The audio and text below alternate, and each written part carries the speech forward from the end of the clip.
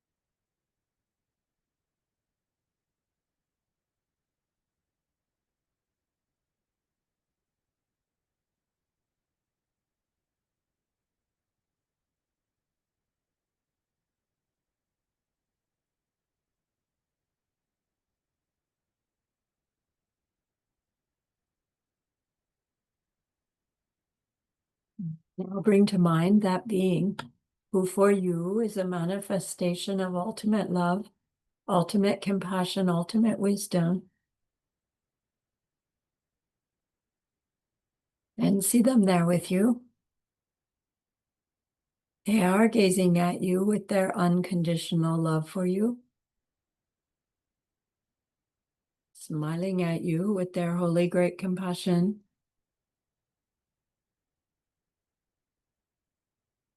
Their wisdom radiates from them, that beautiful golden glow encompassing you in its light.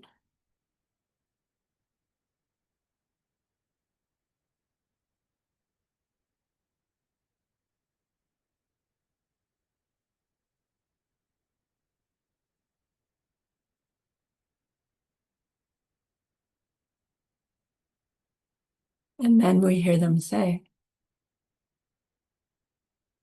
bring to mind someone you know who's hurting in some way.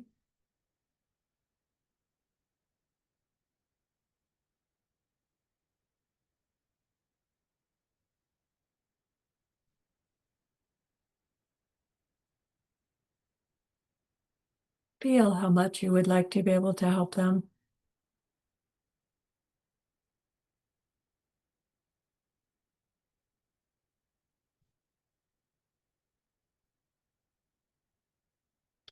Recognize how the worldly ways we try fall short.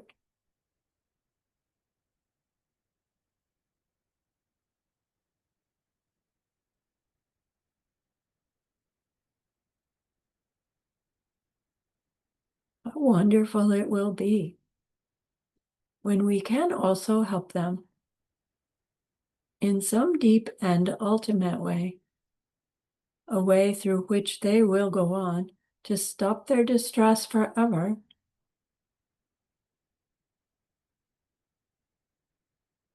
Deep down, we know this is possible.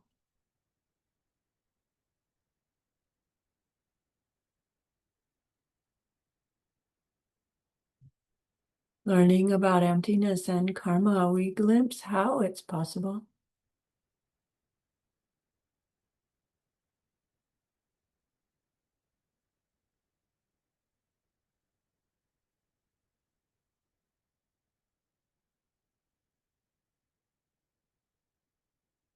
And so we turn our minds back to our precious holy being. We know that they know what we need to know, what we need to learn yet. what we need to do yet to become one who can help this other in this deep and ultimate way. And so we ask them, please help me, teach me, guide me.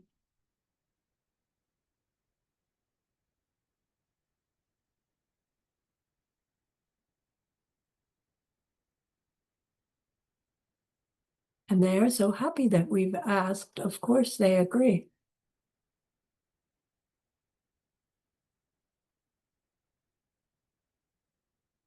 Our gratitude arises. We want to offer them something exquisite. And so we think of the perfect world they are teaching us how to create. We imagine we can hold it in our hands and we offer it to them, following it with our promise to practice what they teach us, using our refuge prayer to make our promise. Here is the great earth, filled with fragrant incense and covered with a blanket of flowers. The great mountain, 4 lands, wearing the jewel of the sun and the moon. In my mind, I make them the paradise of a Buddha and offer it all to you. By this deed, may every living being experience the pure world. Idam Guru Ratna Mandalakam Niryatayami. I go for refuge until I am enlightened to the Buddha, the Dharma, and the highest community. Through the merit that I do in sharing this class and the rest, may we reach Buddhahood for the sake of every living being. I go for refuge until I am enlightened to the Buddha, the Dharma, and the highest community. Through the merit that I do in sharing this class and the rest, may we reach Buddhahood for the sake of every living being. I go for refuge until I am enlightened to the Buddha, the Dharma, and the highest community. Through the merit that I do in sharing this class and the rest, may all beings totally awaken for the benefit of every single other.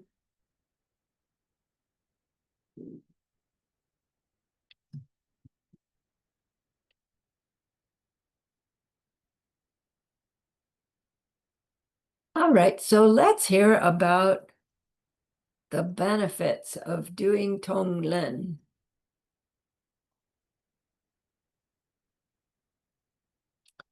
You know, in our world, it seems like there are some people who just naturally have this great compassion, this great love. And I don't know, in my time, I think of Mother Teresa, and I read an interview once, and the the journalist asked her, you know, how is it that you manage to go and care for those lepers the way you do? You know, with leprosy, it's a really awful appearing disease and painful, and it's contagious. Not that everybody gets it, but you risk getting it yourself by touching people with leprosy.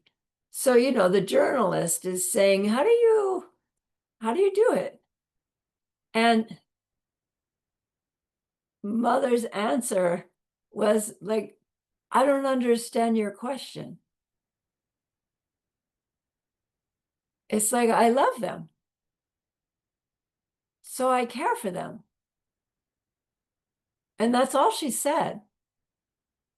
And it really struck me that it's like, whoa, that's a state of heart, a kind of love that, I don't know, I just had never come across that before. And then we can think now, unfortunately, she's gone. Are there people now in our world that love like that? I'm sure there are. I don't I don't know any personally, but we hear examples like that. And I don't know, I'm really inspired and I admire them. And then I automatically compare myself and I find myself so puny and inadequate. And it's a mistaken view. And it's Buddhism says, look, nobody is born with that kind of love inherent in them. Now maybe Mother Teresa was born with that love, but it meant that some previous lifetime she learned it and she trained in it. And in this life, right, it ripened as this deep personal quality that seemed to be inherent in her, perhaps. So Buddhism says there's nothing we can't learn if we make a new habit of it, right? Just by practice. Small steps, training will bring about a goal.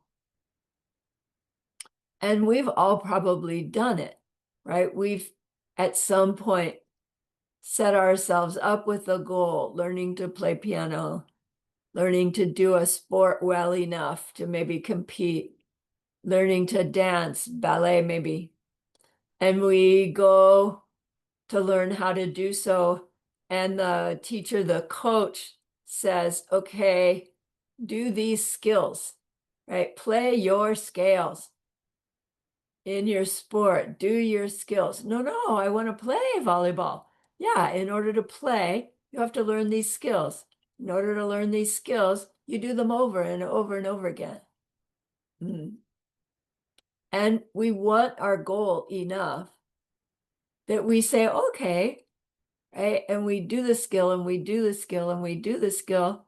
And before too long, wow, we can play the song on the piano, right? We can actually play a match. We can actually dance a dance. So yes, there are some who they hear it and can do it, see it and can do it. But that isn't because of some spontaneous thing happening. It's because in some past life, they applied themselves, right, to the skill. So this learning love, becoming a being who's skilled at loving, is something that we can train in by way of doing the skills. And guess what the skills are? TongLen practice, right? Just sitting on our cushion with the state of mind of, who is it that I know who's having trouble right now? And gosh, I wish I could help them. I know in my worldly life, I don't have the capacity. But sitting here on my cushion, I can have the capacity, right? I can grow in my heart mind enough love for them to imagine that I could just reach in and take it out. And while I'm doing it, I will destroy my own selfishness and misunderstanding, which is the real cause of the pain and suffering I'm seeing in that other person anyway. So it's not ordinary human behavior to think about other people's pain and distress, especially when we're going into a meditation. It's like meditation is to calm my mind. Meditation is to investigate my mind. And that's true in a sense, but it only works if we have the karmic seeds for it to work. When we sit down on our cushion with our mind turned to somebody else's distress, whether the somebody else is me in the future or the somebody else is my, right, spouse, neighbor, somebody I heard about, I don't even know, somebody I heard about that I really don't even like, right? All these different categories of beings that just to have the idea of turning our minds to their problem, their suffering, to be aware of it enough to have the feeling, oh, I wish they weren't having that. It takes a little bit of understanding karma and emptiness to really grow this feeling, I wish they didn't have it. Because in ordinary human viewpoint, it's like they just have that suffering. That's their fault, their condition. Nothing I can do about it. Or at worst, it's like, well, they deserve that, right? They're the one that didn't work hard in school. They're the one that, robbed the bank. Like we almost are happy they're having that problem. So to decide to spend a little time deeply investigating somebody else's pain, that alone is extraordinary. It's an extraordinary shift in our mindset of growing our compassion and our love. Then, with our understanding of karma and emptiness and this training in the skills, we think, well, I can just fantasize about being able to take their suffering away, use it to destroy my ignorance, the real enemy, and then imagine that I could give them all kinds of goodness and happiness.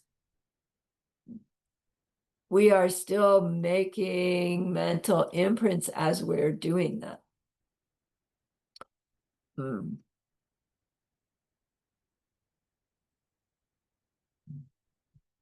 They say technically we don't ever have to directly interact with the person we're tonglening in order for, how do I say it? For us and them to benefit from the tonglen. Because as our seeds change, how we see them in the world changes. And it's like, when I hear myself say that, I can feel this like train of thought that goes, yeah, so the one I see stops suffering, but what about them? Do they stop seeing them suffering? But see, that's coming from lower understanding of karma and emptiness, lower understanding of dependent origination. Says, when I TongLen, I'll just change my seeds to see them, but it won't change their seeds to see them. But when we get to higher school, it's like, what them is there other than the one I see? Yeah. But if our mind falls off the cliff of, oh, well, then all those others, they don't really exist. They're just my fantasy, right? We've fallen off the cliff of, well, because they're my seeds ripening, they don't really exist cliff, right? Which isn't true. Because they are my seeds ripening, they are very real. You are all my seeds ripening, and you are very real. And then you go away from class, and I'm not aware of you directly the way I am aware of you now. But technically, you're still in my seeds ripening, right? Because I've ever seen you and known you and loved you. So, no, this class isn't about delving into what level of karma and emptiness are we doing our TongLen on, doesn't matter. The very fact that we have a heart that says, wow, maybe that would be a cool practice to be able to rely on just my thinking and breathing to try to take somebody's pain. And then we know that the way that seed planting and seed ripening happens, that you can't get a result in the very next moment of what you just did, that it takes time for our results from our current action to show up. So if we're expecting that when I TongLen somebody, that the next time I see them, they'll say, oh, my cancer's gone, we'll be disappointed when they don't say that. But when we TongLen for the sake of doing the skills of being able to grow our love, when we see them again and they say, oh, I'm going for my third radiation treatment, I'm so miserable, you go, oh, I'm sorry to hear that. And you think, all right, more TongLen material, right? Rather than being disappointed, oh, my TongLen's not working. The promise with TongLen is that we change our own heart over time in such a way that our love is so big that even when we hear someone say, this is a problem, we'll automatically see something beautiful in it and help them recognize some goodness that they've got. And I don't know, we probably all have people like that in our lives that they just can't see ugliness anywhere, right? They're just so positive that all they talk about is the good things in life. All they talk about is other people's good qualities. I've got a friend like that, my dear friend, Mary Nelson. And she says, I know people say I'm just a Pollyanna. And it's like, please don't stop being Pollyanna. It's so refreshing.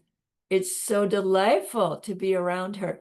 And she's going blind with macular degen. Her husband died a year or two ago. It's not like her life is free of distress. It's that the distress gets automatically turned into something else for her. She's not Buddhist, right? She's just amazing. So we can learn. We can become like that, not just by wishing it, but by changing our seeds. And what's one way to do it? TongLen practice, right? Because of how it's designed and how it works.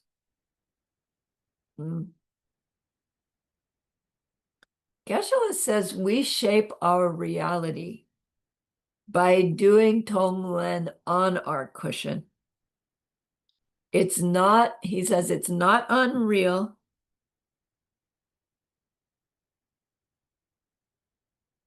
It's not imaginary, although it seems to be. But it doesn't work the way we think it does, which is why it can work. And once we understand that, we can be confident in our doing of TongLen without even having to look for the results, either our own results or somebody else's results. We understand TongLen practice so well. All right. He says this is how to create paradise. And we share it with others.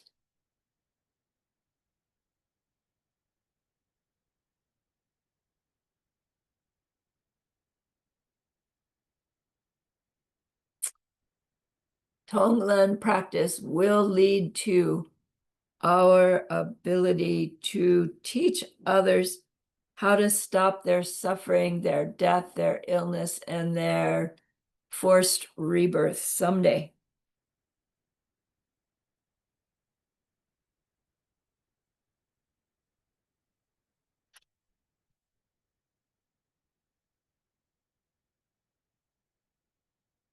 So TongLen is this foundational practice for creating our own total enlightenment, our own omniscience,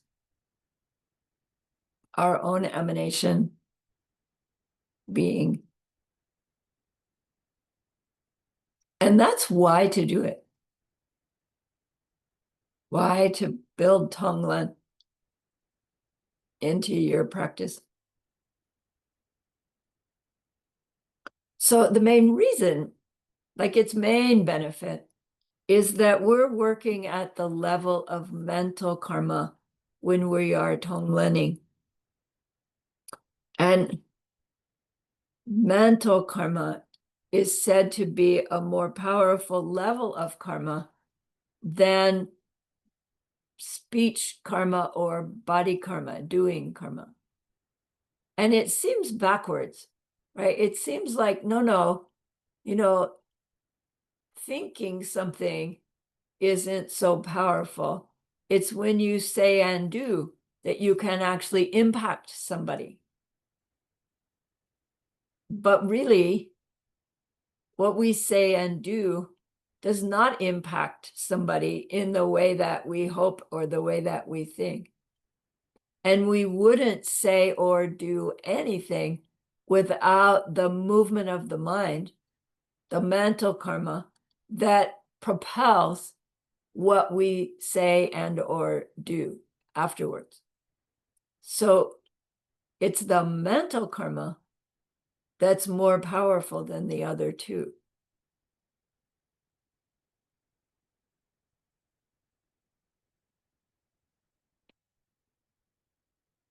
What is karma? Movement of the mind and what it motivates. Karma is really the word for that process of what happens to move the mind and what it motivates, and then what happens as that happens, right? Meaning the imprints that are being made. So when we say mental karma,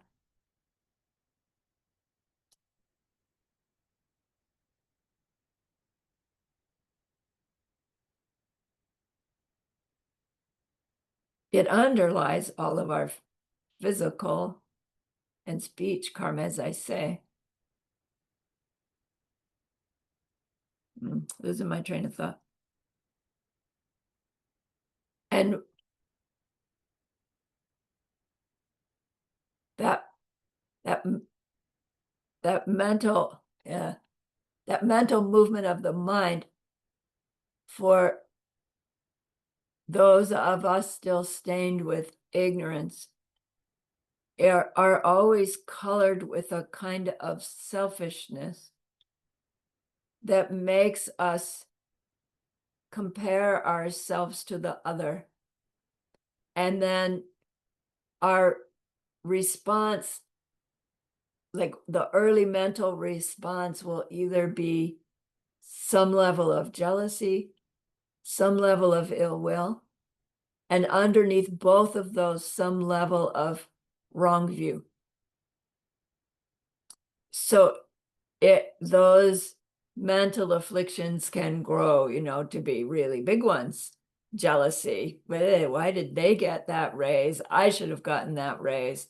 And that could go on to actions of speech and body in which we feel justified to somehow interfere with the happiness that they got from getting that raise. And it would lead to divisive speech, harsh speech, right? Who knows what kind of physical karma.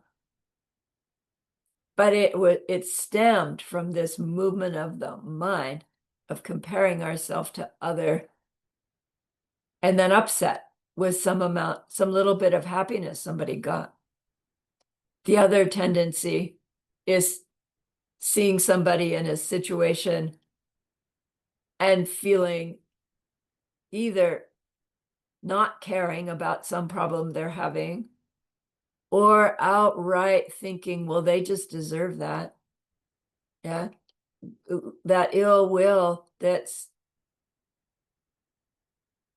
on some level enjoying someone getting something negative, experiencing something negative. And that can go all the way to a wishing bad on somebody. You know, they're a horrible person.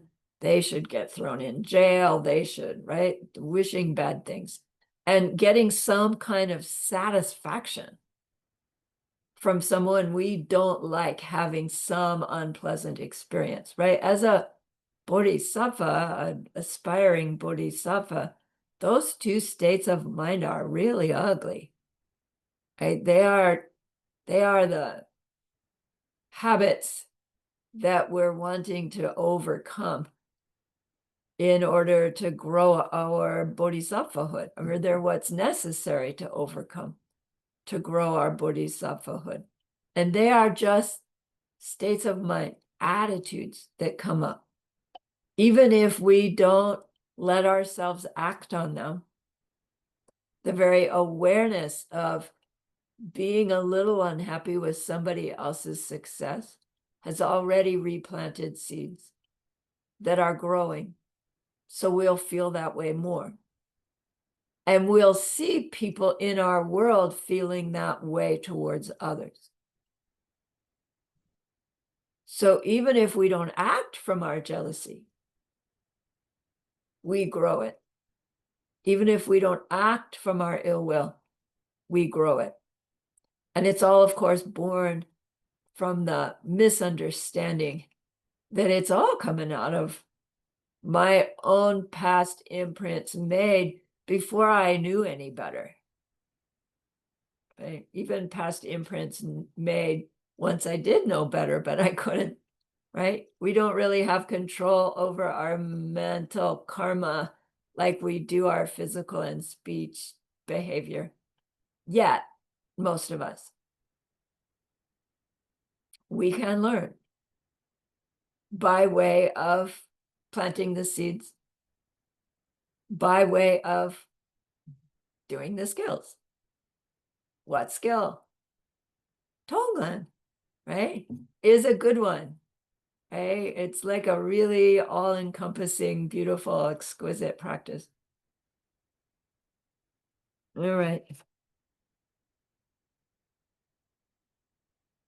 So these two, being unhappy when others get something they want, and being happy when others are having misfortune. If you turn those to our opposite, you have what we're doing in TongLen, the seeds we're planting in TongLen, because we are deciding we will be unhappy with the problem we're seeing in the other and willing to mentally take it from them, and then wanting to be happy with their happiness, we turn and give them happiness in our body, actions, and speech. We can try to do those things, and maybe they'll work, maybe they won't. In our mental karma on our cushion, we can try and we can see it happen. Oh, it's all in my fantasy. It's not really happening. Oh, it's all in my mental seeds. It's gonna happen someday because those seeds are gonna ripen. So yes, I'm not taking their pain right now, but we are taking their pain because we're destroying our seeds to see people with pain around us. So we work on that one, and we work on this one, and we work on that one. And as it starts to ripen, those ones may not be the ones that we see improving, but others, if it's like harder and harder to find people. If we're working on anybody with cancer, for instance, it's like at first there's so many, And then we work on this one and then that one. And I don't know what happens to their cancer. But then by the time you get out to looking for other people with cancer, it's like, well, no, I haven't heard of anybody with a new diagnosis in a long time. What's happened? Our seeds have changed. Same for working on somebody who's really angry, right? Angry people. Where'd all the angry people go? Over time, not tomorrow, not the next day, but over time. Mm. So worldview begets worldview, says Geshe Michael. No, physical karma begets physical karma. So we do stealing. The result of that is we don't have enough. Can't get our needs met. We kill. The result, we're going to get killed. Speech karma is similar. Mental karma is, we do mental karma. We experience more of that mental karma, and we experience people around us with similar of that mental karma, right? So I don't know what your mental karma is. I can't read your mind, right? By watching your body language, etc., I can make assumptions about what you're thinking, what you're feeling, but I don't really know.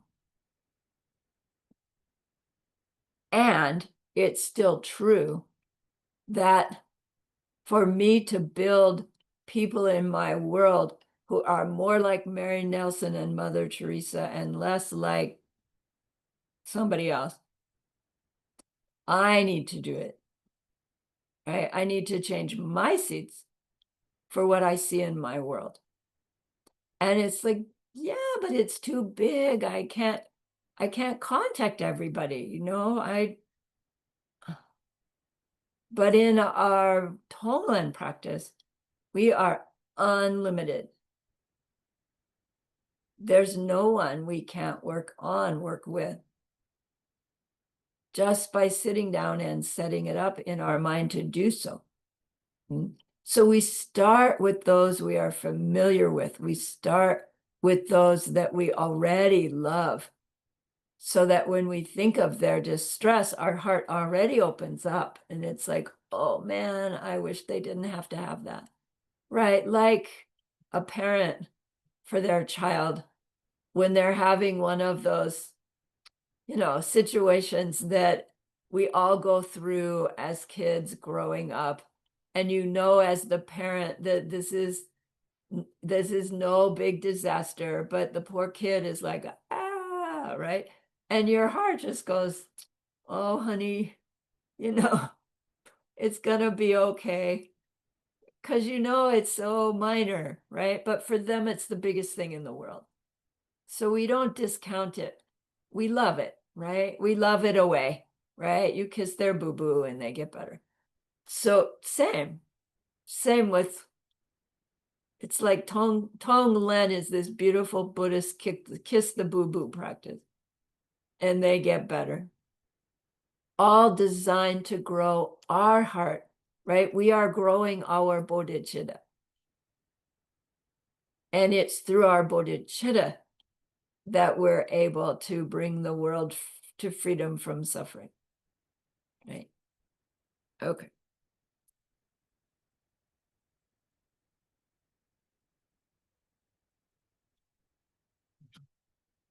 So in our worldview begets worldview.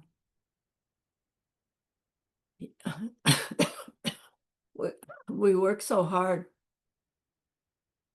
to understand highest worldview. Nothing is anything except by way of my seeds ripening, making it what it is for me.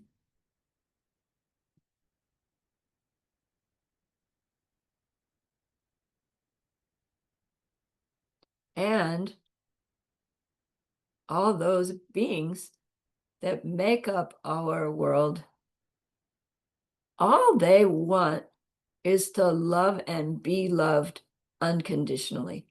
That's all we want. And so when we're TongLening, and the instruction is try to get their suffering as specific as you can so that you get the seeds for their suffering as accurate as you can. Then as you TongLen and destroy it, you're destroying your own similar seeds and your ignorance. And then when we're giving the goodness, right, we're going to give happiness that's very specific. Lost my train of thought. Deep down, what we're taking is all these obstacles to their own loving and being loved. And what we will be giving them is these qualities of love, loving, right, and feeling loved. That when we feel loved, we can love. When we love, we feel loved. So it's this beautiful circle, which comes first. No, where's my Nagarjuna investigators? It's like neither comes first. They're both two sides of a coin. And we all know what it feels like to be the one who loves another enough to give them comfort, and to be the one who's the recipient of somebody's love. Which feels better? You really can't say, I'll do this and not that. When we try to be the loving one, we're just going to get it back. And actually, that happens quite quickly. Okay.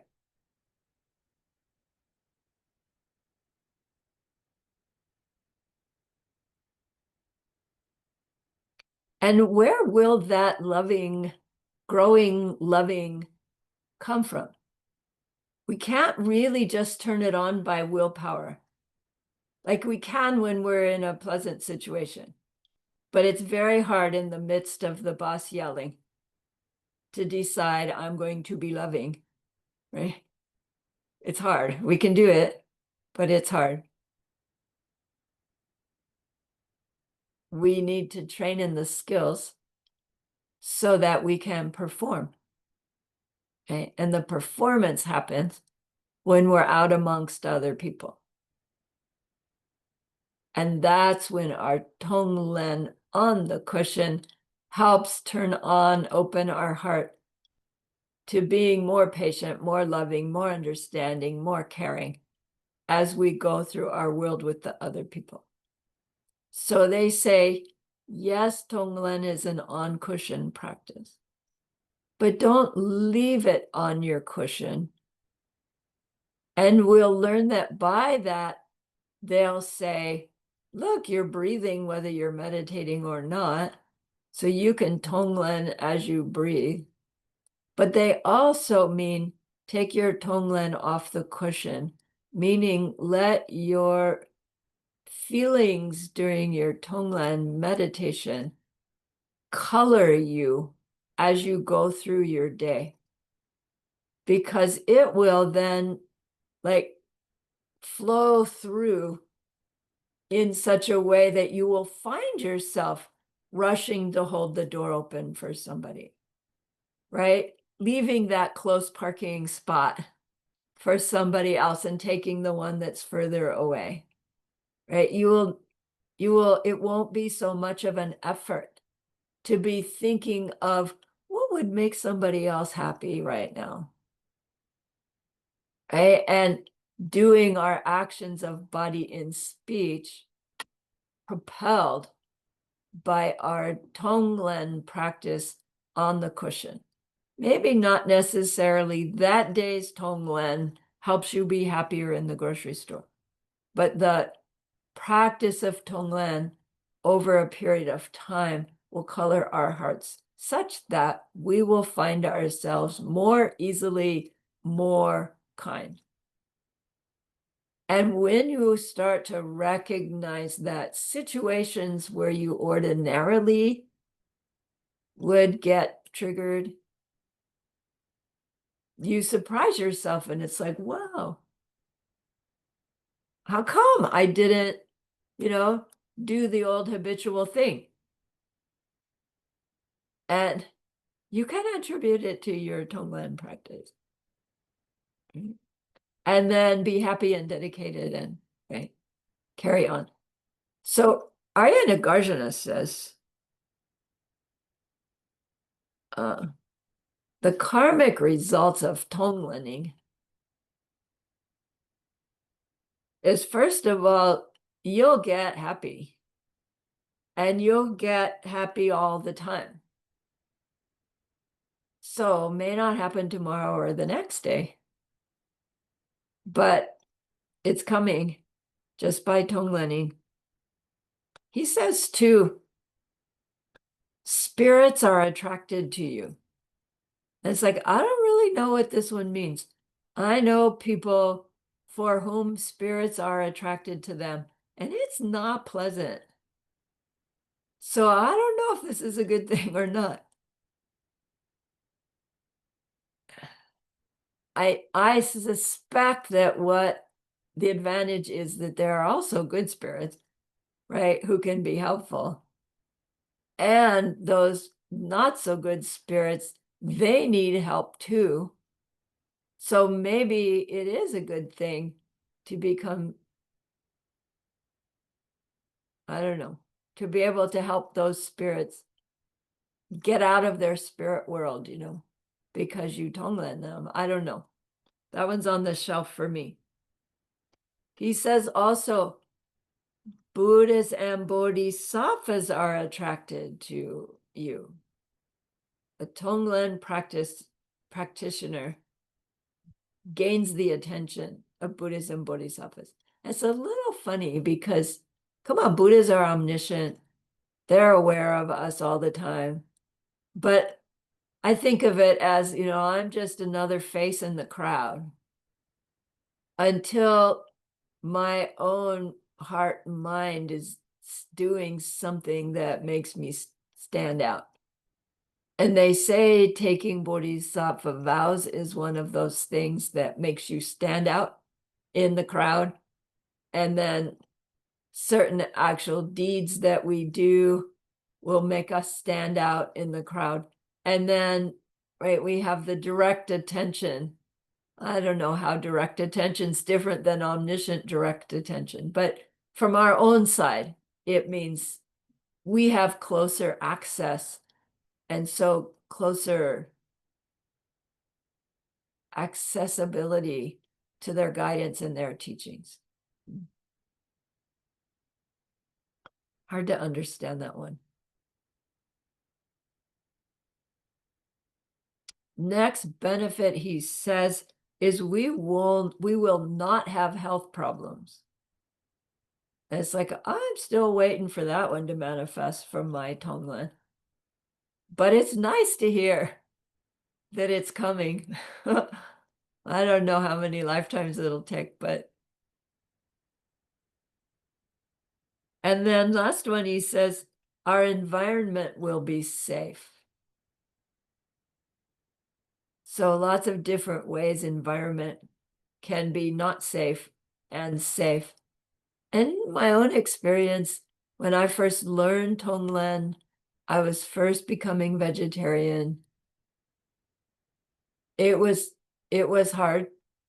There weren't vegetarian restaurants for sure. And in any given restaurant, you could get a salad or a baked potato, or a cheese enchilada. But that was about all. And you couldn't get organic food. Like it was pretty much unheard of. And then in the however many years that's been, yikers. Now, my own neighborhood grocery store has organic section. easy to get organic stuff. And it's not even all that much more expensive, 10 cents, 20 cents more instead of, $1, $2 more. It's just like my whole surroundings have changed. And it's like, yeah, it was going to change anyway. But I don't know. There are places in the world where they can't get food, let alone organic food. And in the time frame that I was doing my TongLen, they could get food. So their environment deteriorated as my immediate environment has gotten better and better. So, it is a sign that my practices are doing something. They just seem to only go so far, right? They go about, I'm going to say, 10 miles radius from me. And then after that, they start to deteriorate. So I just need to grow my TongLen practice bigger, right? Okay. So then the additional factor of the benefit of TongLen is that fact that while we are doing our mental karma, tagged with our breath, which is a physical karma, our breath has that, what was that word? Harmonic resonance with the winds of our subtle body. So we are working at the mental level, the physical level, and the subtle physical level all at the same time. And we don't really even have to know it for it to be helping us in that way. So it's growing our seeds for the practices through which I want to say we're more directly working on creating our Buddha paradise and then learning the practices for transforming our own body, which is the diamond way creation stage and completion stage. But, as we back this all out, we've heard if we do our Sutra Lamrim well enough, the transformation will happen without ever having to do the initiations and the mantras and the lerons. And if our sutra practice isn't done well enough, finally we go to the next level. And if we don't do that well enough, we go to the next level. And we think we're going higher, higher, higher in our practices. But technically, right, we're needing to get more and more drastic because the sutra, we couldn't get it well enough. And that's most of us, of course. I'm not pointing out some fault in the system. It's an exquisite system. TongLen is this amazing foundational practice that carries us all the way through to the total transformation into Buddha us, Buddha you in Buddha paradise manifesting. And really, do you really believe that you can become that? Do you believe that your TongLen practice is the basis for that transformation to happen? We hear it and we're attracted to it. And in my own mind, for a long, long time, it was like, whoa, that is so far away. It just seems like I've got the goal out there, but nowhere near. And then over time, it's like, wait, no, that's not so far away. Wait now. Right? It comes with the goodness of seed planting. What's an easy way to plant the seeds? TongLen. Okay? Because TongLen is based on growing our love, growing our compassion, And that state of mind can understand emptiness and dependent origination in more and more subtle ways because our love is growing. And that has to do with what's happening to our subtle body as we TongLen. Okay, I have 5 minutes yet. Let's take our break now, please.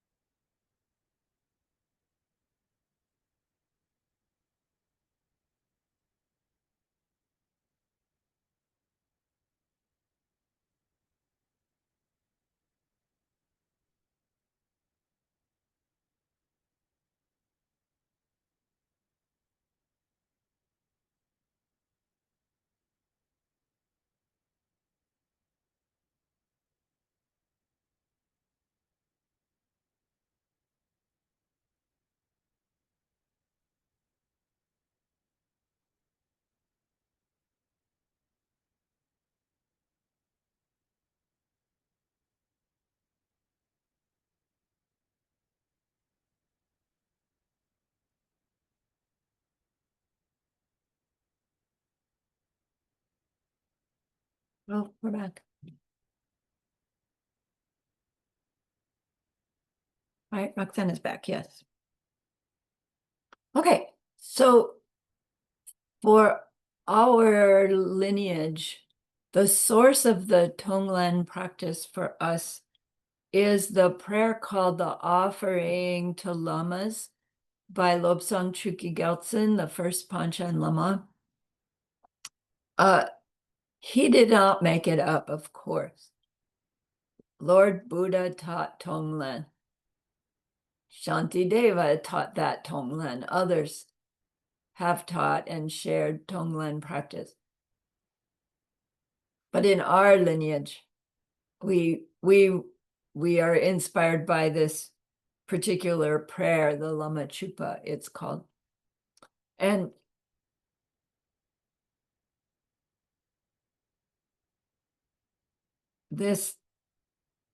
some monasteries use this prayer every 2 weeks to celebrate those special moon days, the 10th and the 25th, where ordinarily you would use a particular Diamond Way practice text.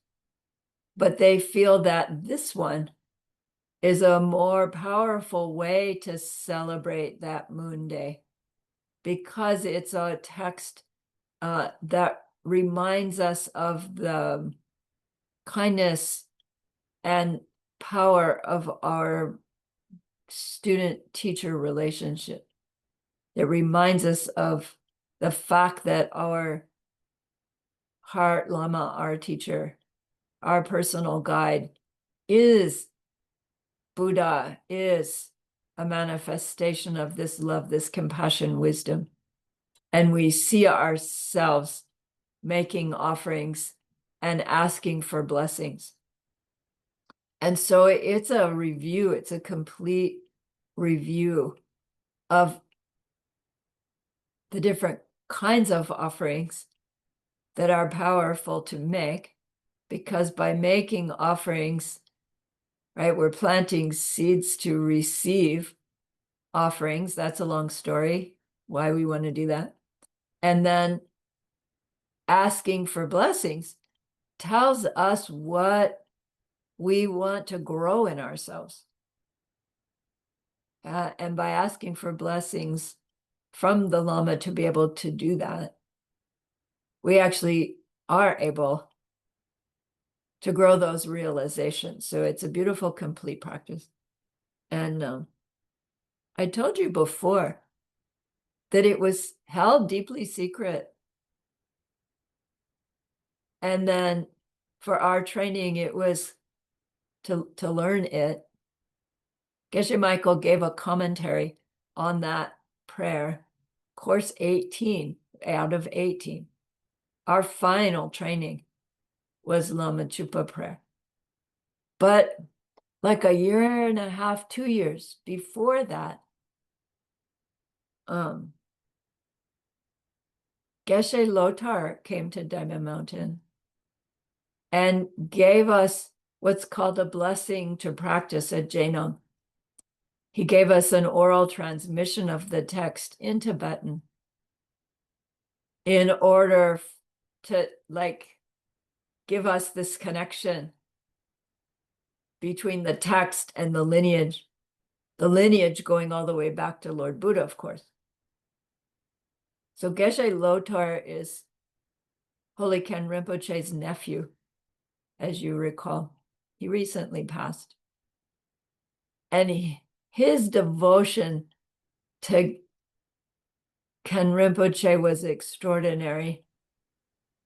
In this, he told the story of Rinpoche's escape from Tibet. He told it to us at Diamond Mountain during one of our early Diamond Way courses. It's an extraordinary story, and which Ken Rinpoche himself never told. But Geshe Lotar was with him for that escape, right? He was the attendant. So apparently on the night that it was all coming down, they were they had already gotten out of the monastery and they were grouped trying to figure out what to do. Do we fight? Do we run? If we run, where do we go? And Rinpoche realized that there was something that had been left behind that was absolutely necessary. And Rinpoche said, I have to go back to the monastery. I've got to get this thing. And Geshe Lotar said, no, right? I'll go. And it's like his devotion to his Lama was such that he was willing to put himself in that tremendous danger for whatever this thing was that they needed.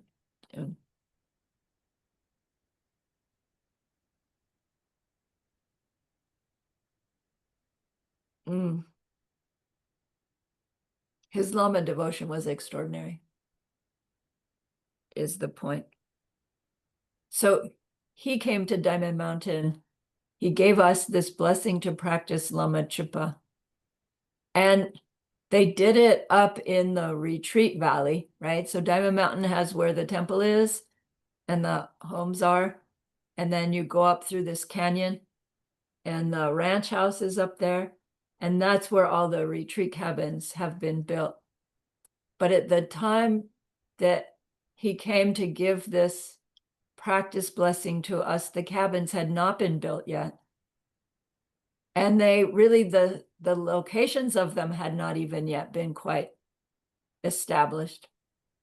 And he was up there and he found an area that was flat enough and accessible enough that he said, this is where I want to give the Jainam.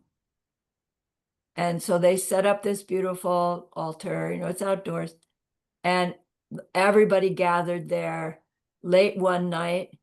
And he read us the Lama Chupa in Tibetan on this space up in what became the retreat valley. And I don't know, somebody left that session early in a hurry and they're driving too fast on that road to Bowie and they hit a big black steer on the road and nearly killed themselves. And it's like somebody else, like all kinds of fallout, right? Harsh fallout happened for people after that blessing to practice. It's like one of those lessons about you do a powerful virtue and it stirs up your yuck and something awful happens and then it happens and it finishes and it's done and you come out of it a better person. So, it happened to several people after that Jainam, just trying to convey the power of this prayer. And then curiously, that site upon which the Jainam was given was the site that Sumati and I were given for our retreat cabin. So our retreat cabin is planted on that space that Jainam was given. And I don't know the significance of that, but I'm just sharing. I think it's called cabin 19. It is not one of the high rent cabins. It's very plain. It's very simple, but it packs a punch. Advertisement. So in this Lama Chupa prayer, there are a series of verses, and we're going to study them. I'm not going to take a whole lot more time. We won't do it all of it, but let's look at it. How do I want to do this?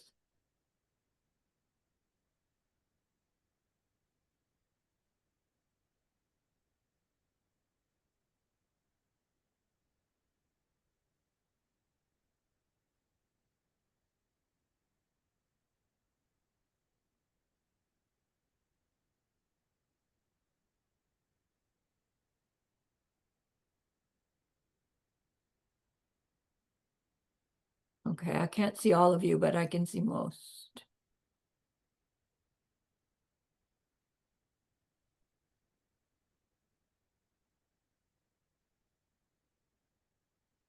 So at this point in the Lama Chupa prayer, we're about halfway or 2/3 of the way through the whole thing.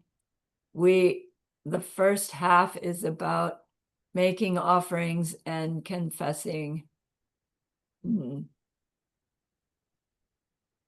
then we start this section that says, now that I've made offerings to you, my holy Lama, right? Please bless me, bless me, bless me, bless me. Right. So I'm just going to read it for the sake of time. And then next class, we'll go into it a little bit deeper. So thus have I made offerings to my holy Lama, and in devotion made to you my supplication to planted these within the highest garden that there is, highest of all gardens. You and you alone, my Savior, are the very root of every happiness and good for me. Through the power of the deeds then that I've done here, may you grant with joy the blessing that you keep me with you ever after.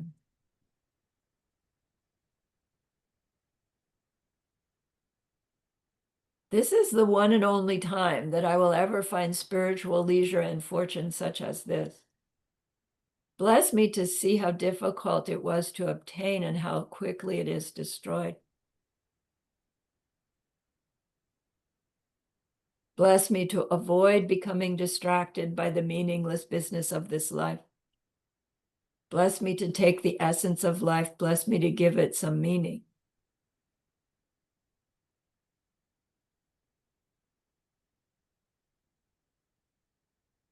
Are you recognizing the Lamrim? Yeah.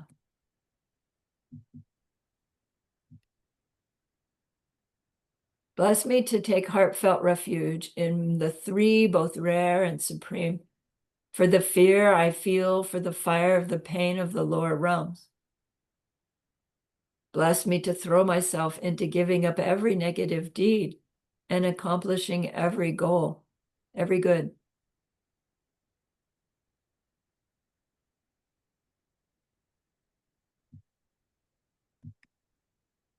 Tossed on the mountainous waves of my karma and harmful emotions, ripped by the razor teeth of the sharks of the three sufferings.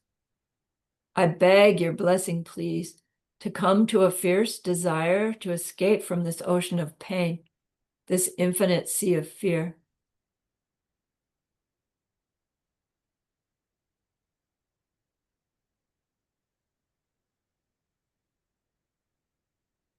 What do you think's coming next?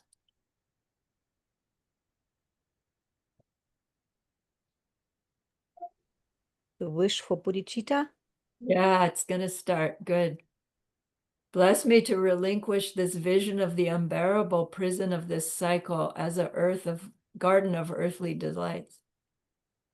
Bless me to find the treasure of the jewels of the realized, all three of the higher trainings. Bless me to take up the the banner of the highest victory, the victory of freedom.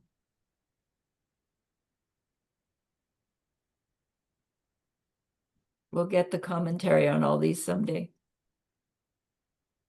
Bless me to contemplate how each of these tortured beings has been my very own mother and paid me every form of kindness over and over again.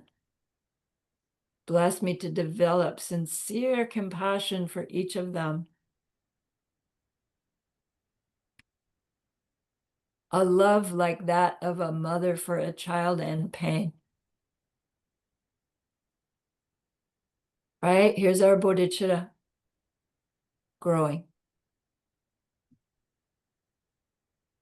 Bless me to develop joy in the happiness of others, recognizing that both myself and others are in no way different.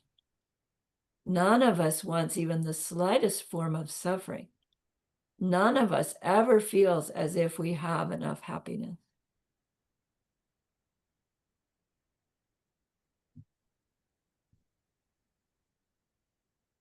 Bless me to see that this chronic disease of taking care of myself is a road to all the misery this very act seeks to avoid.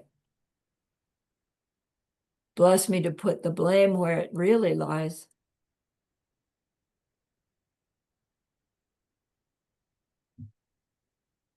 And reach a bitter hatred for it. Bless me to destroy the mighty devil of my tendency to watch out only for myself.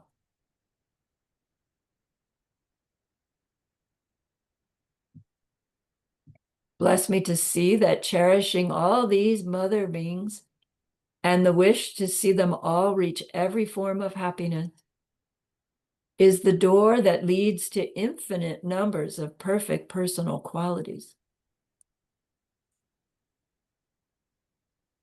Bless me then to love them all more than my own life, even if every one of them should suddenly think of me, their enemy.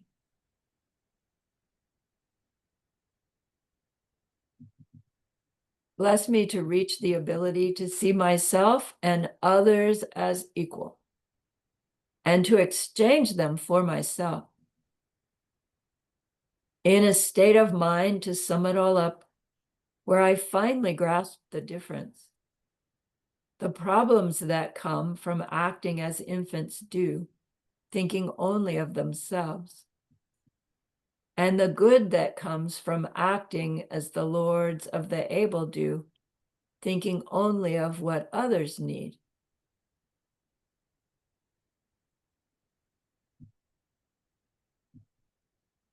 Cherishing myself is the door to every trouble that there is. Cherishing my mothers is the foundation of every quality I could have. Bless me then that this deep practice of exchanging others for myself might become the very heart of my daily practice.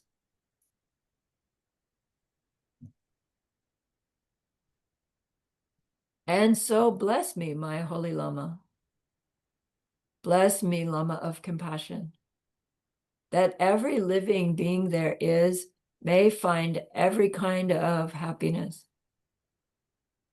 Let all the evil deeds and obstacles, let all the pain that ever comes to every living being, every one of them, my mother, come and ripen upon myself, ripen upon me now. And let any goodness I ever do and all my happiness be sent away to others.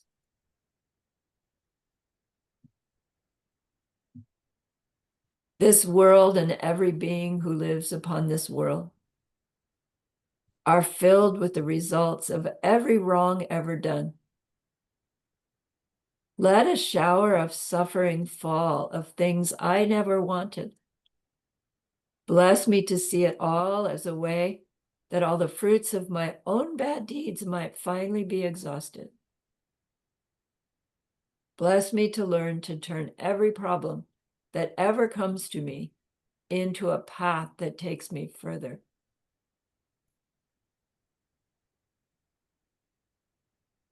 In brief, bless me that I learn to change everything that appears to me, whether it be good or bad, into a path for increasing the two forms of the wish for enlightenment. Through practicing the 5 powers, the essence of all the Dharma there is, and experience then only joy.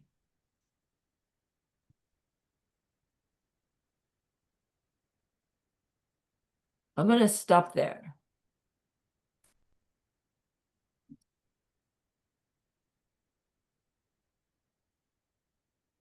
This verse, verse 89. So bless me, my holy Lama, bless me, Lama of compassion, that every living being there is may find every kind of happiness. It's the verse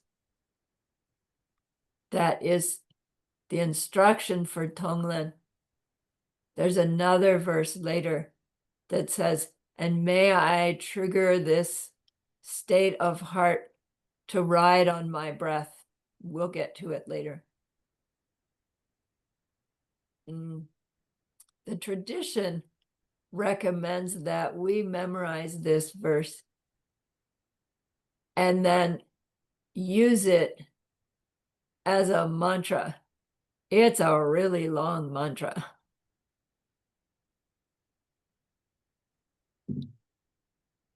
But in the sense of using it to help our TongLen practice session, remind us of where we are in the Lamrim and what we're trying to do. And it's a little scary, isn't it? It's like all the evil deeds and obstacles and pain of every being come and ripen on me. It's like I can hardly tolerate my own pain, let alone all of them. So that's why we're learning about TongLen and how it works and how it does not work. We cannot take the pain and evil deeds from anybody. We cannot take anyone's karma. We'll talk about it more. You cannot get cancer from doing TongLen on somebody's cancer. You cannot. Any unpleasant thing that happens because of the goodness that we're doing in TongLen, stirs up some negative seeds that we have, causes an unpleasant thing to happen, that if it had been left in there for longer, would have been way worse than what it is ripening now. And that's true for any ripening, technically. When we have an unpleasant thing happen, if those seeds had not ripened yesterday, and they waited to ripen a month from now, the headache that I had yesterday, I didn't have one, but for example, if it waits until a month from now, maybe it wouldn't be a headache. Maybe it would be a car accident where I wreck my neck, right? The seeds grow. They are growing constantly. So in that sense, all those unpleasantnesses that we have that we're like, all right, because they're little ones I can tolerate. Burning them off with everyone. I forget, I have chronic pain. I have chronic fatigue. Everything's an effort. And when I'm in the space of great, burn it off, burn it off, burn it off, life's so much easier than when my mind's in the space of how much longer, it's like me gets in the way. And it happens to all of us, I think. Okay, so we'll come back to our Lama Chupa. Let's do our session.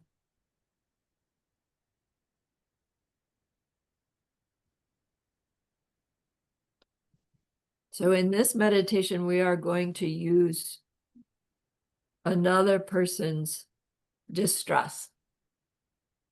And the person I would like you to choose is someone who you're very fond of, someone you love already. So maybe it's the person you think of at the beginning of class, but maybe as you're thinking about it now, you want to choose somebody else. That's up to you.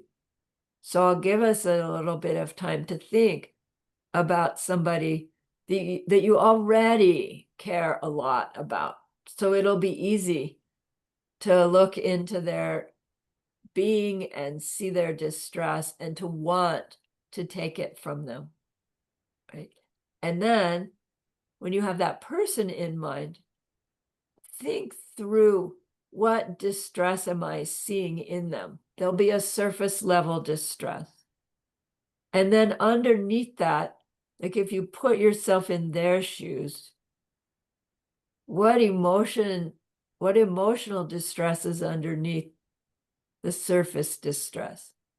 Like if I use Samadhi and he's got this physical body that won't do what he wants it to do, Whereas in his whole lifetime, he had the kind of physical body that was capable of doing anything he wanted it to do. And now it's like his body is betraying him. And, underneath there, if I were him, it's like I'd be disappointed. I would be impatient. I would be resentful, right? And I don't know if that's what he's feeling. So I do my best to imagine what the things that I see them having, what maybe they're feeling underneath. And I include that in what I'd like to take from them.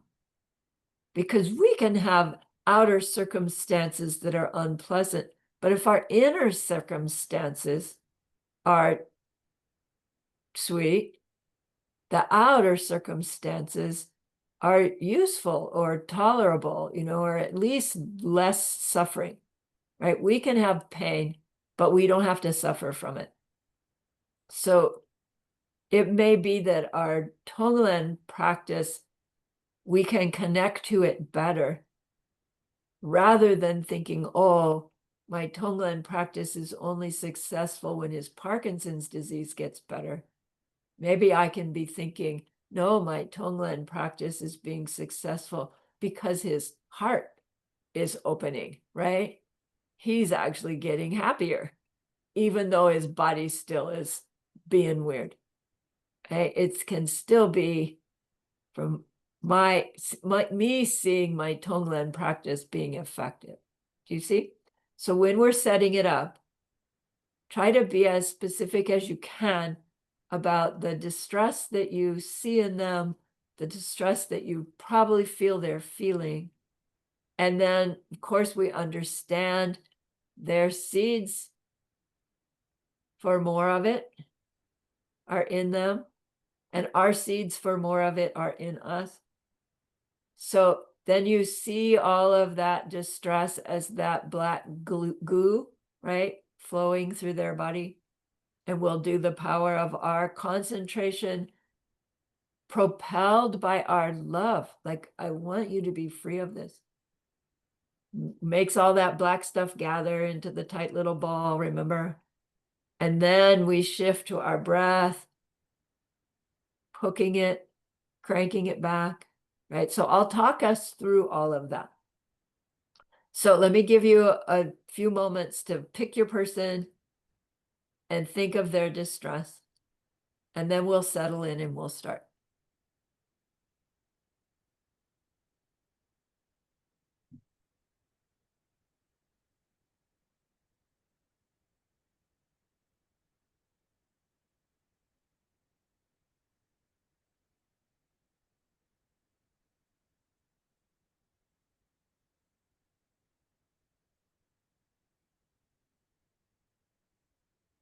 Okay, have you got your person?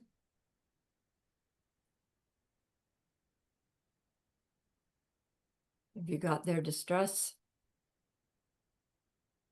Pretty much anyway. So then settle your body.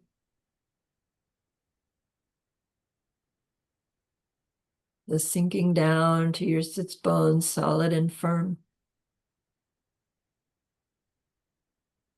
Raise that inner energy up.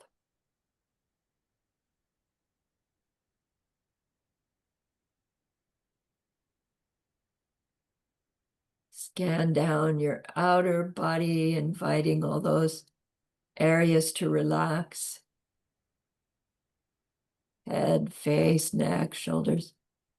In a nice wave.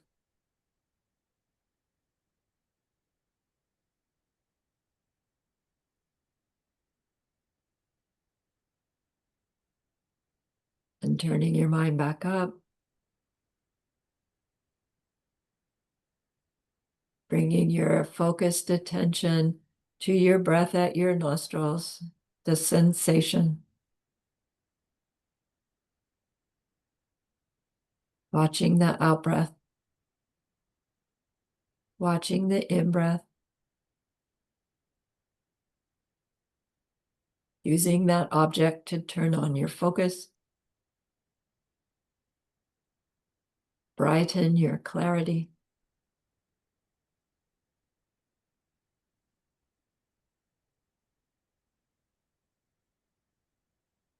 And turn on the intensity, the fascination.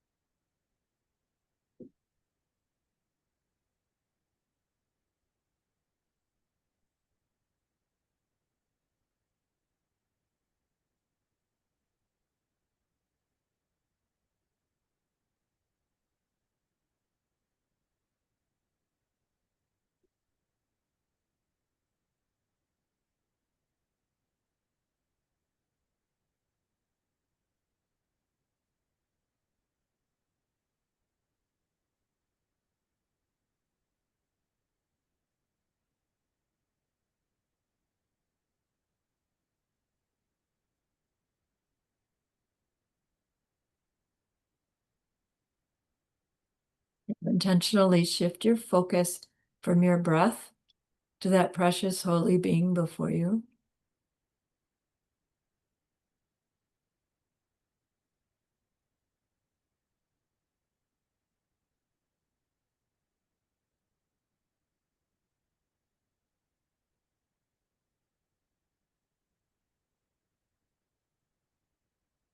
For this preliminaries, recall their qualities that you see in them, made of love, made of compassion, made of wisdom, knowing directly what we need to know, what we need to learn, what we need to do.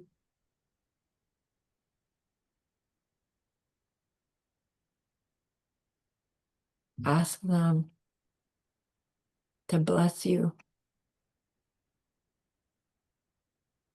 with this meditation,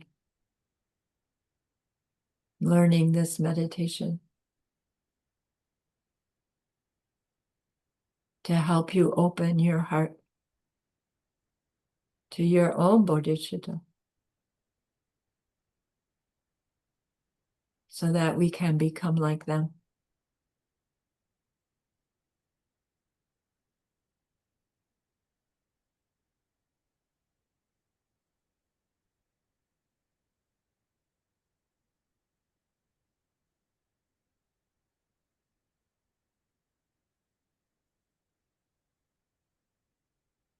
And see, as a result of your request,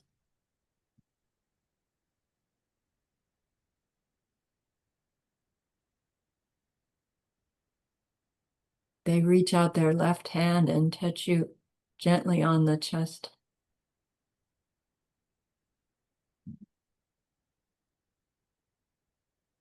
granting you this blessing to learn this practice, this holy practice.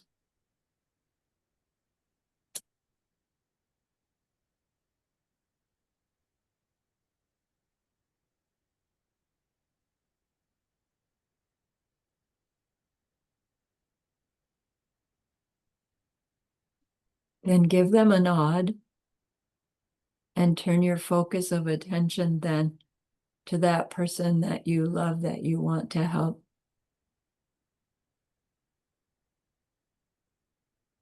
Picture them wherever you believe they are right now.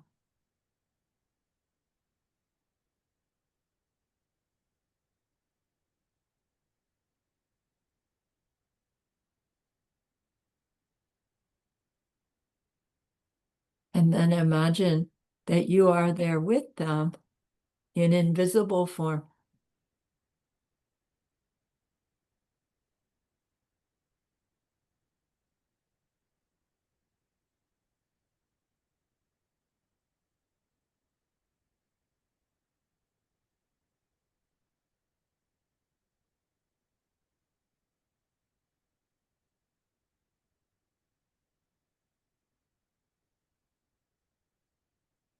That invisible you are aware of their current distress.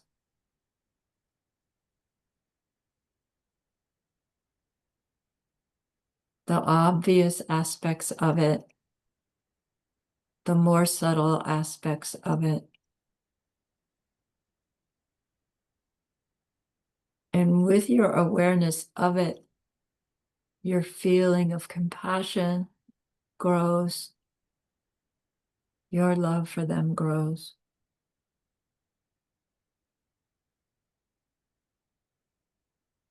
You recognize probably they have more seeds for more of this kind of suffering.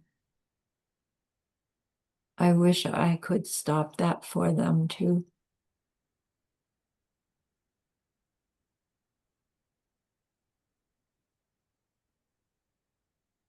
And decide in your own mind, I'm going to take it from them. I'm going to do TongLen.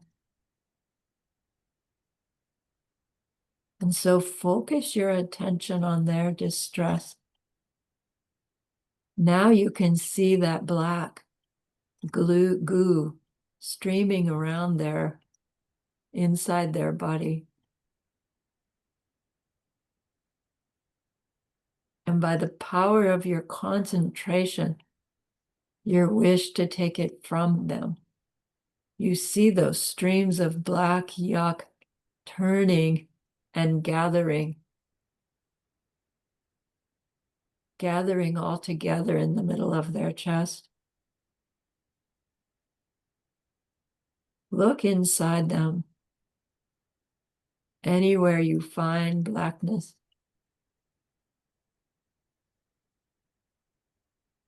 draw it to that ball, into that gathering ball at their heart.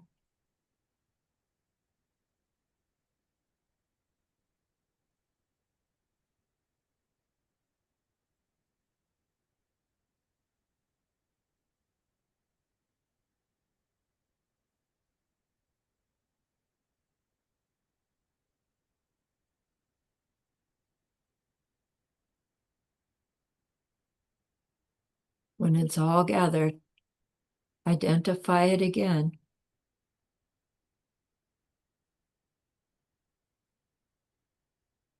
Decide again, I'm going to take this all from them. I'm happy to do so. And use your exhales to send forth, little bit at a time, this hook that goes towards them with each exhale.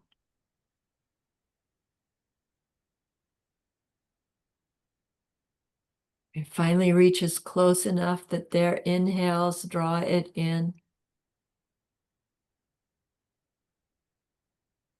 Your exhales send it. It goes in, down their throat, down their chest, hooking into that black ball of goo.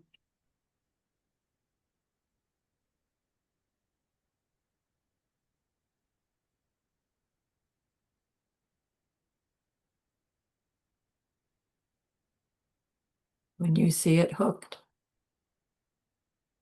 shift your attention to your inhales and pull that black ball up their chest,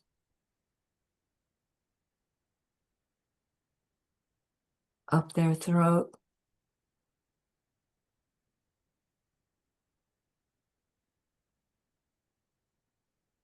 out their nostrils, drawing it towards yourself.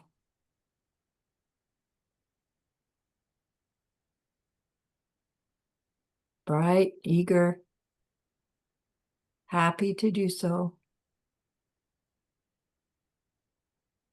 Bringing that black ball of goo to hover just underneath your own nostrils.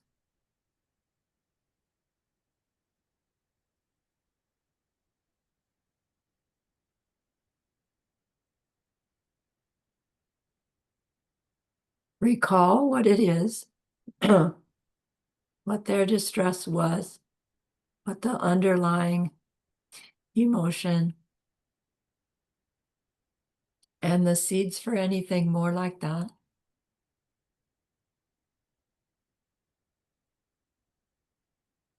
Then leave it there. Look inside your own chest and see that tiny little flame, the flame of my own selfishness because of the belief in a self-existent me, my own ignorance burning there. Make this connection.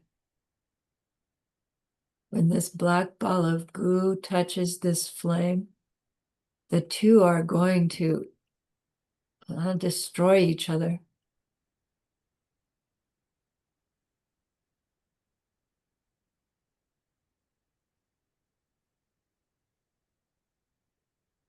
And so in your own time, set yourself up with the long exhale so that on your inhale, you pull that ball of goo in, down, touch the flame, bright light, goes out, wisp of smoke, disappears. Okay, so prepare yourself, and then in your own time, you go.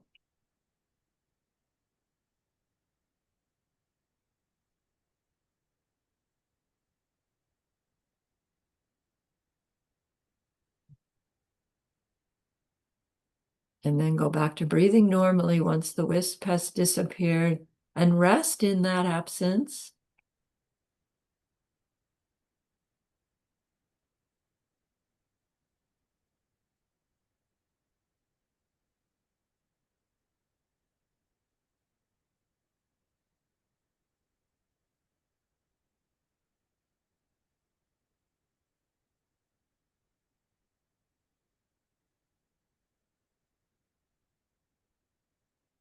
Then stir your mind forth to look again at that other person and see them now feeling such relief from whatever was going on before.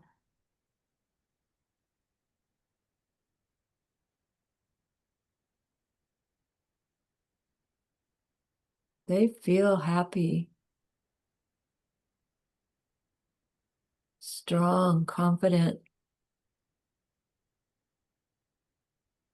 Whatever the situation, they know how to handle it. Even eager to do so.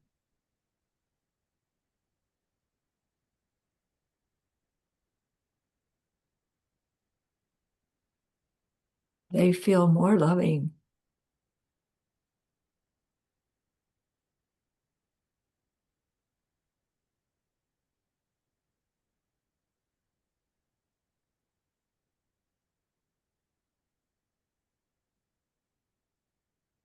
Feel how good it feels to have helped them in this way.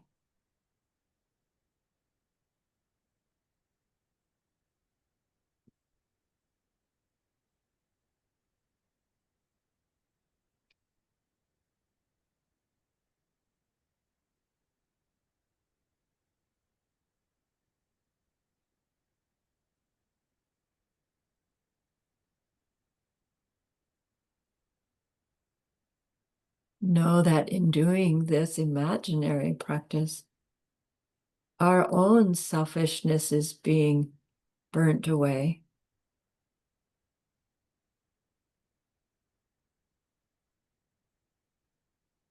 Enjoy that.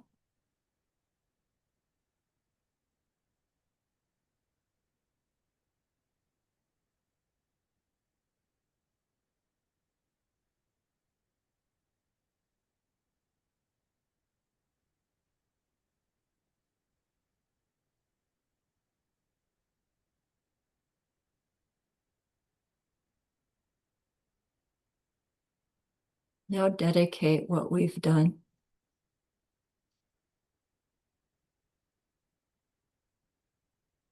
to helping your own heart open up in this way.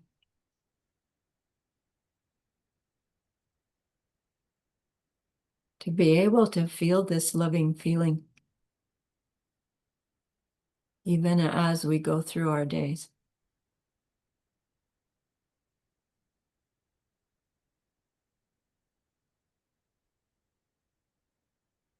And then bring that invisible you there with them back to this you in your room, in this class.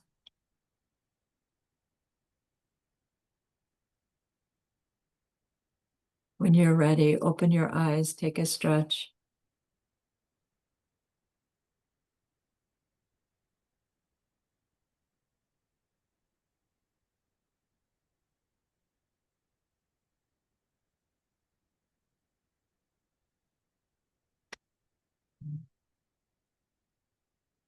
That's not so hard, is it?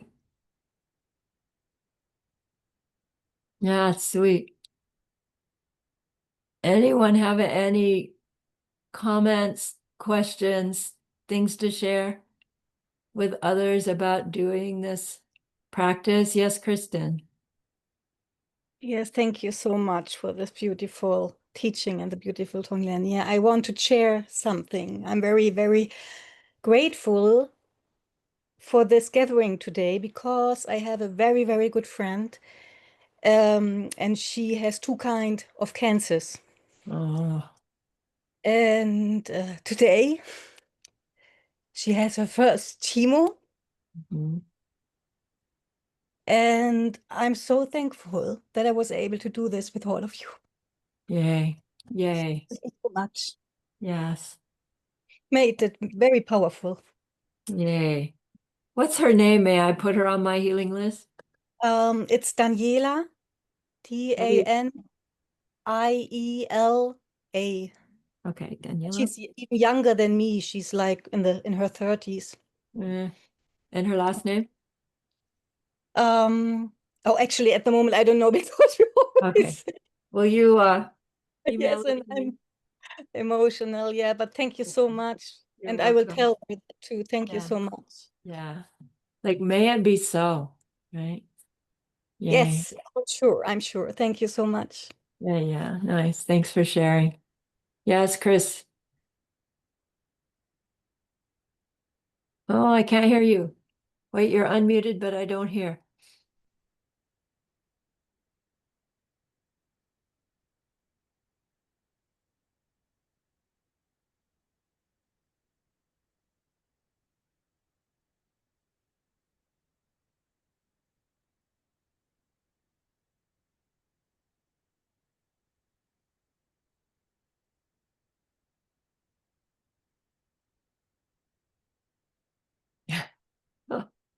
Okay, anybody else while Chris is fixing her tech?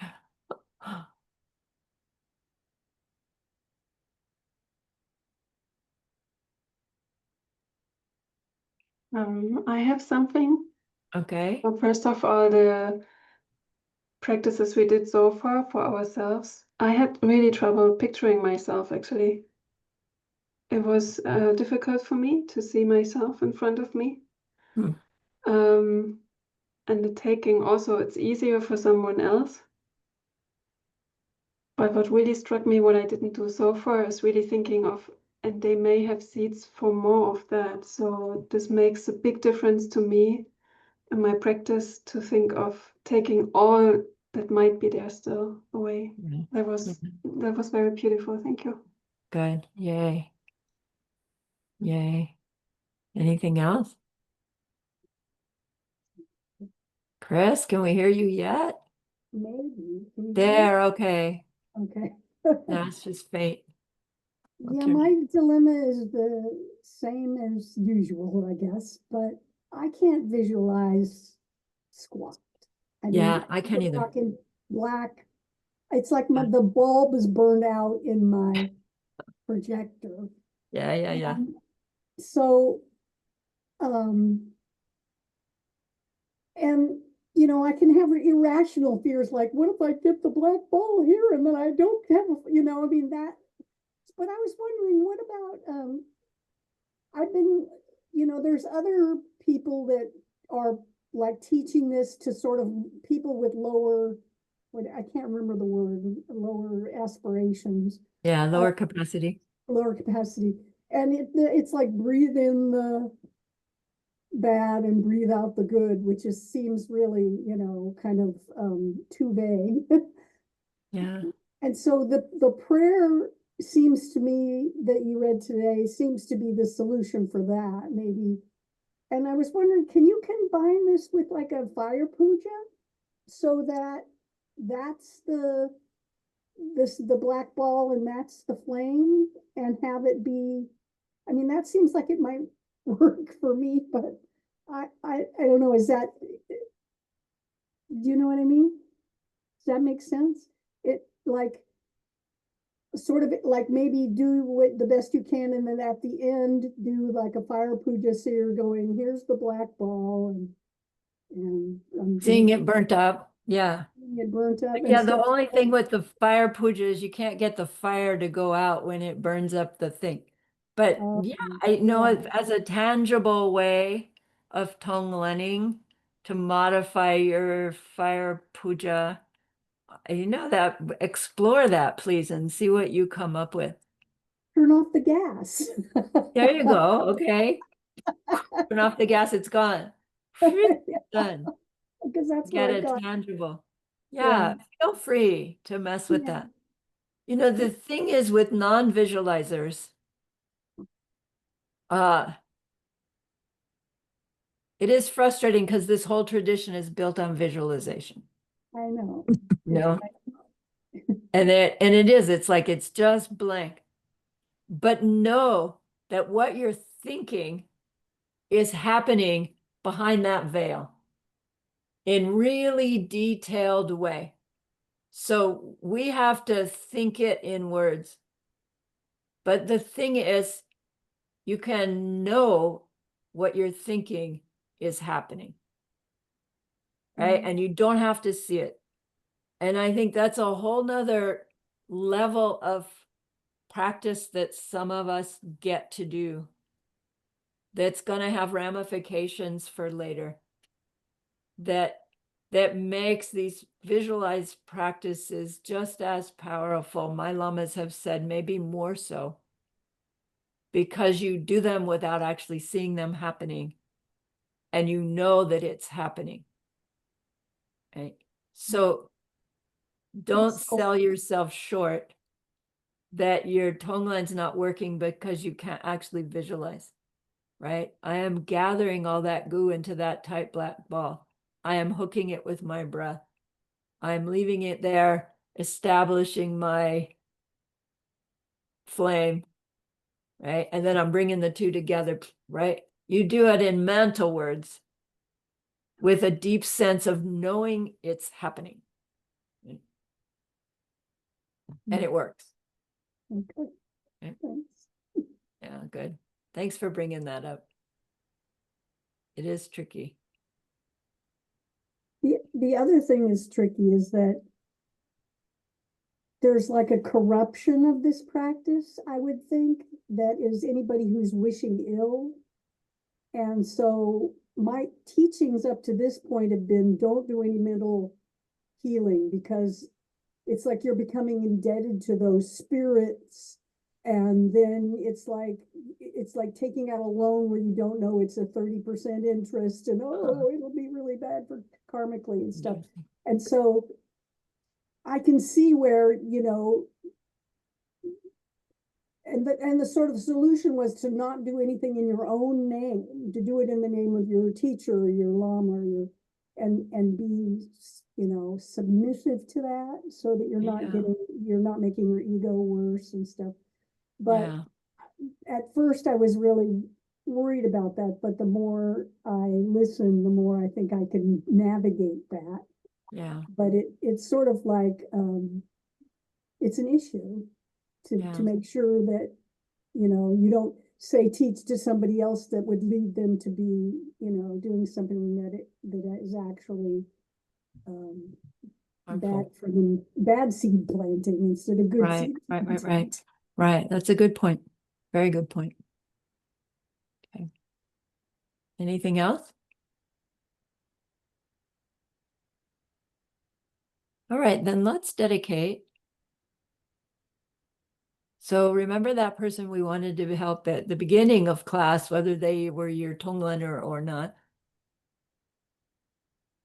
We've learned a lot that we will use to help them in that deep and ultimate way.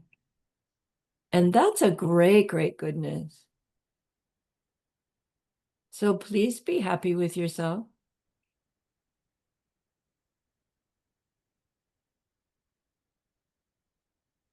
And think of this goodness like a beautiful glowing gemstone you can hold in your hands.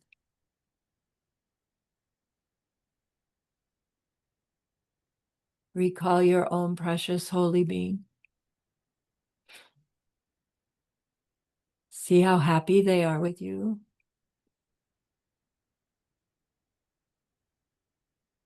Feel your gratitude to them, your reliance upon them.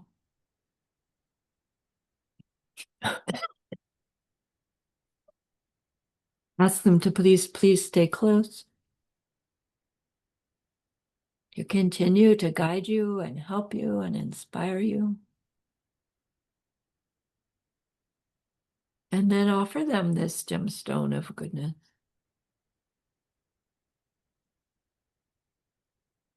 See them accept it and bless it. And they carry it with them right back into our hearts.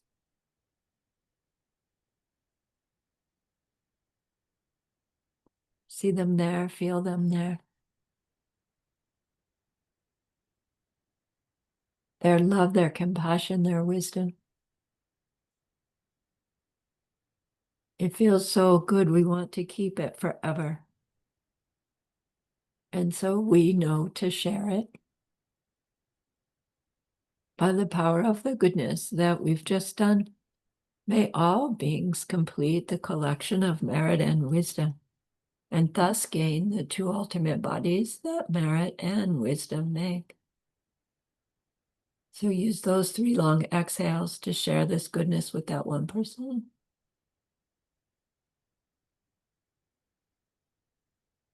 To share it with everyone you love.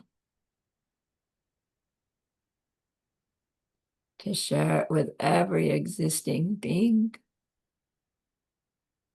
including Kirsten's friend, Daniela.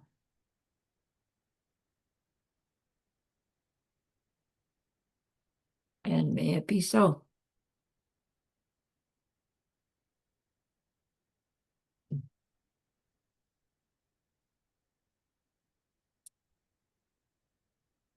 Okay, thank you for